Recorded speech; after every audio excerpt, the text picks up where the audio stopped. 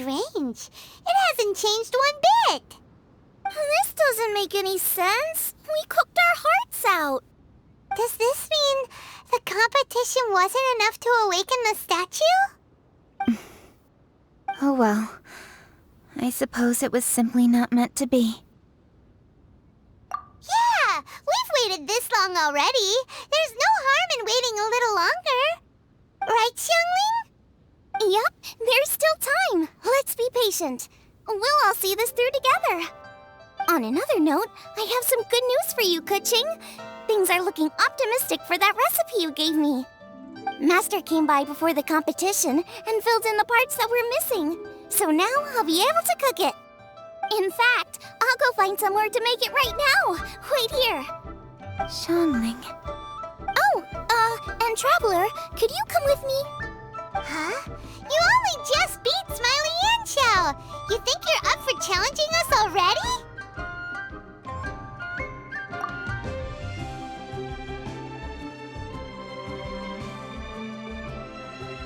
Obviously not what I meant.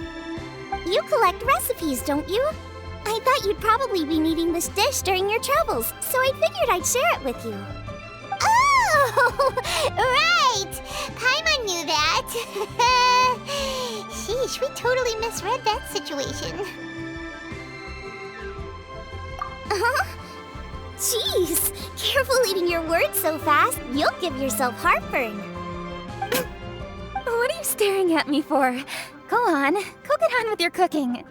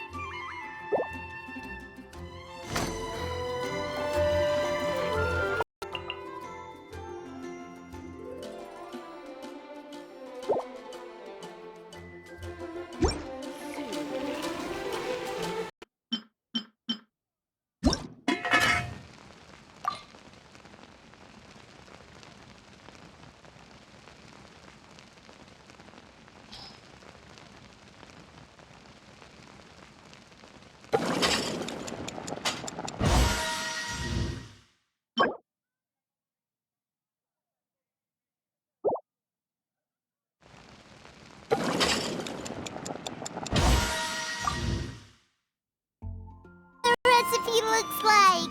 Let's go give it to Kuching. Mine's ready too. Let's go together. Guess I'll host an expedition eventually.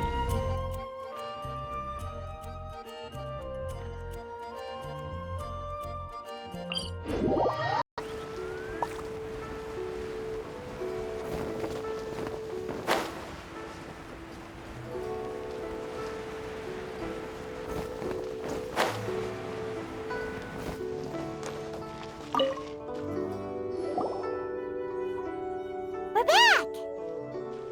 The Traveler and I made one each. Here, have a taste while it's still warm. Thank you. Don't mind if I do.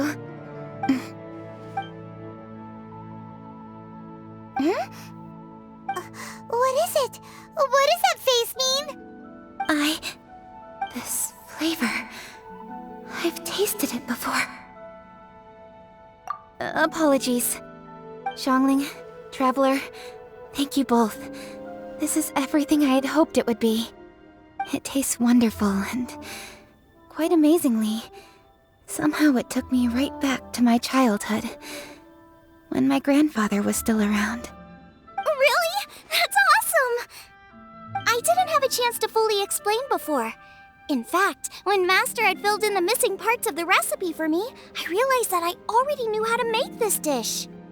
You already knew? You mean you were able to make this without ever seeing the recipe? Uh-huh. My dad taught me how to make it. Wait, but isn't this dish from Kuching's grandpa's notes, though? About that, I do not believe that this recipe was my grandfather's creation. My grandfather was a well-known real estate tycoon in Liyue, and also a scholar. He was an avid collector of old books and was quite knowledgeable on many of Liyue's customs and traditions that are no longer practiced. As a child, I used to spend a lot of time with him in his study. We'd read the classics together, then debate how much of it was actually genuine, and whether Rex Lapis was real or not. He used to say, books are just a bridge that bring us a little closer to history. It's up to those of us in later generations to ask these questions, search for the answers, and decide what they mean. Since then, my grandfather has passed on, and I've grown up to become a Chising. My views on Rex Lapis have changed in this time too, from myth to reality.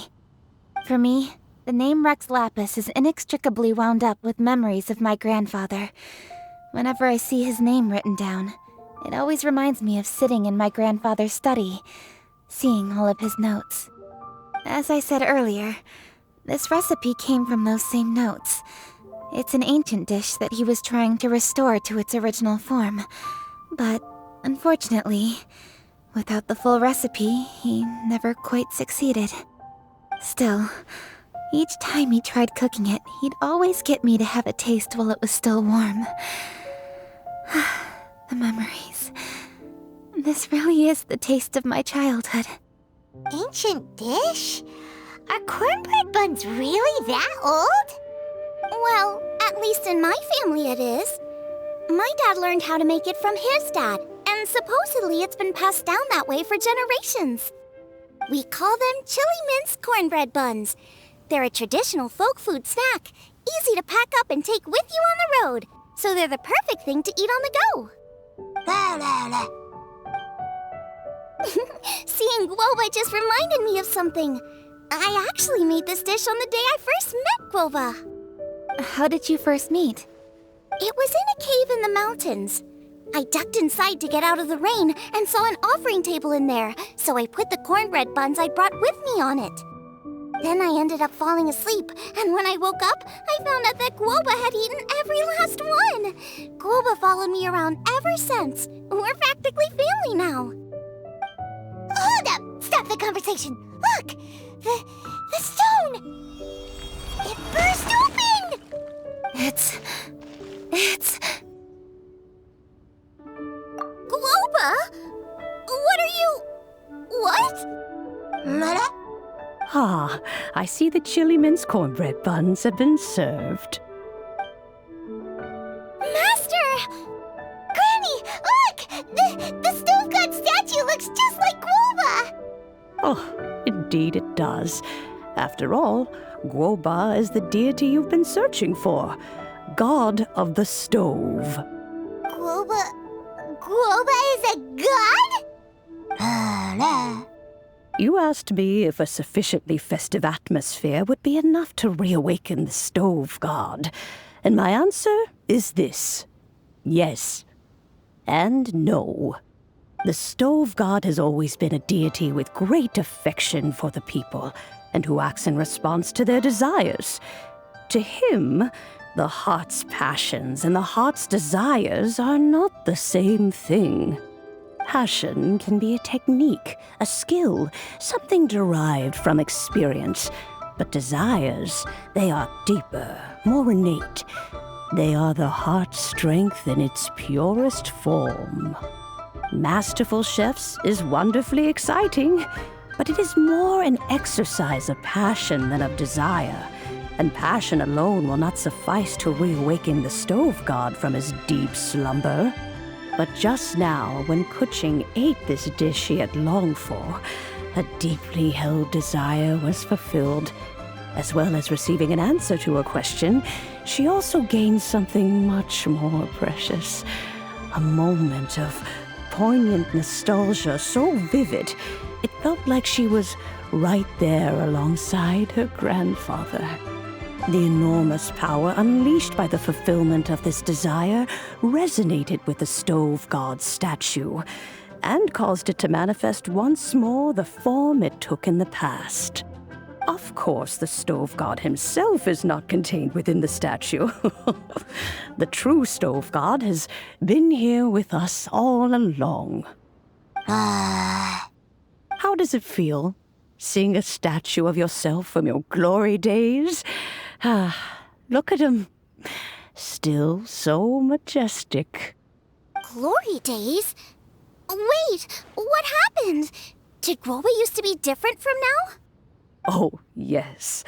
Back in his day, your Guoba was once the patron god of the soil. But all the wisdom and power he had then, he has since surrendered to the soil itself. A god surrendering their power to the soil. I have heard this turn of phrase before, but what does it mean? The kinds of trials and tribulations that a land can face are far more than you could imagine. Droughts, floods, torrential rain, hurricanes, earthquakes, tsunamis, fires, and plagues. The threat of disaster will never fully disappear from Liyue. Even woes that have never been faced before in history will come to pass in the future. Such things affect you mortals far more than we Adepti, with our immortal forms. He once walked with you over the barren plains until you arrived at last at the harbor. He joined you in building your dwellings and lighting the stoves. It was his hand that lit the very first street lamp of Liyue and brought the aroma of cooked food into every household in the land. You mortals no longer remember him, but back in the age when you did, he was the closest of all the Adepti to the common folk.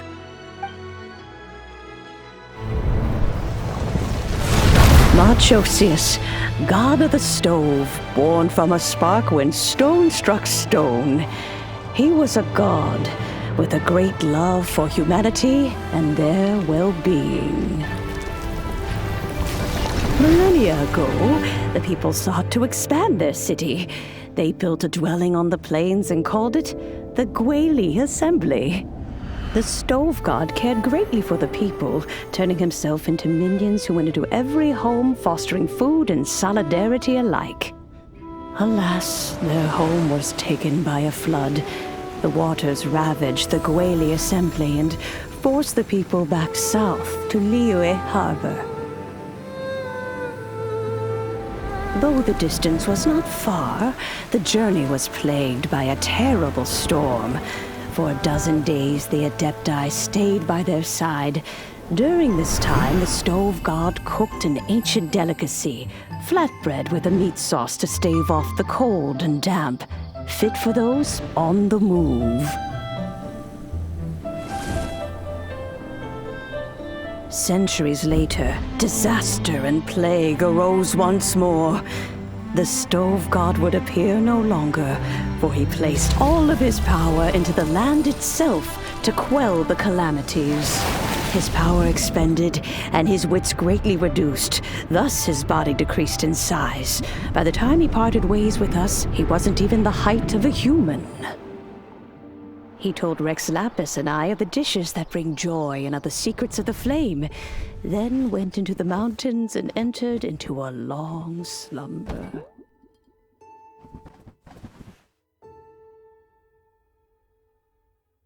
The stove god departed, and Guoba was born. When he awoke, he ate the Chili-Mince Cornbread Buns placed on the offering table by a young lady in yellow.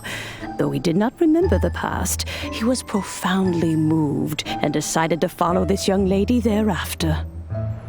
The stove god had quietly disappeared, but the vendors rose early to hawk their wares. People went out to buy goods, lit their stoves, and cooked food, just as they had done every day for as long as they could remember. In Liyue, things have always been this way.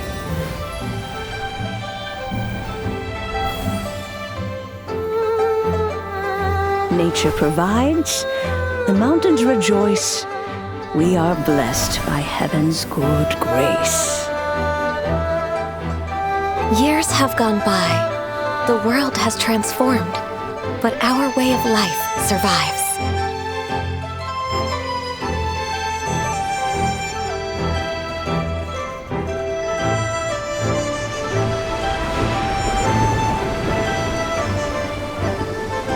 Fame and fortune is only a season. It is the moment that we should embrace.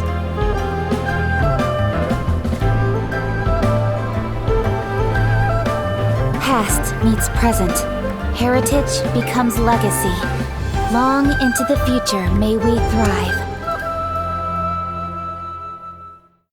You once told me that dining is the profoundest of customs in the human world.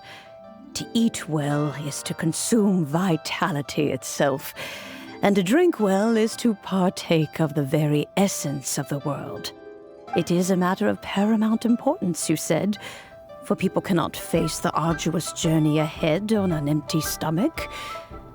At once a humble affair and a profound one. A humble meal of maize and spring water is also profound in that. By ensuring one's survival, it paves the way for millennia of human history and culture to come. My dear friend, Liyue has changed so much while you have slept. Looking at the prosperity and beauty around us today, does it make you happy? Guoba, this is kind of a huge deal. Why didn't you say anything? He is not who he once was. Even the power of speech evades him now. There is no way he could have told you. Oh, Guoba, but... Xiangling. Do not be saddened, Xiangling. There are two sides to everything. Guoba may have lost many of his formal faculties, but he is now as carefree as can be, without a single worry in the whole world. In this world we inhabit, who can truly be said to live a life free of all woes?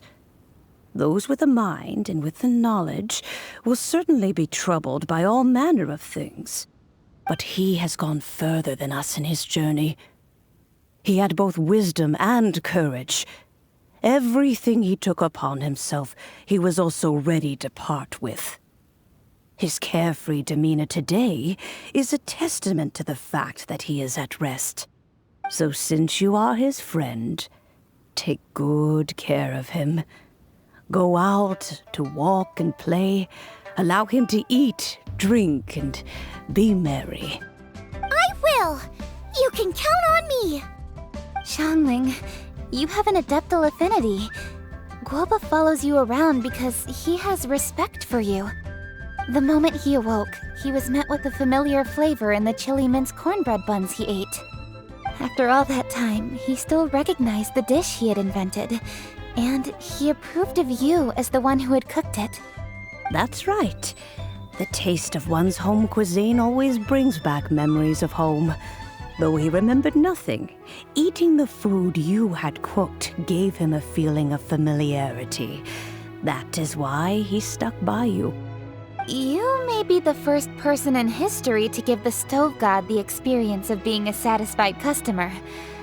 That makes you quite a remarkable chef. If that's true, I couldn't be happier. Because putting a smile on customers' faces is what we chefs are called to do. Well then, it's getting late and I still have things to do.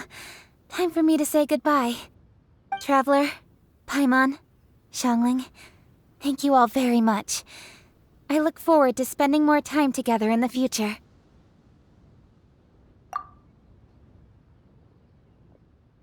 I guess my dad's probably heard the good news already, but I should still go catch up with him. Master, it's been a while since you came by. Why don't you join me?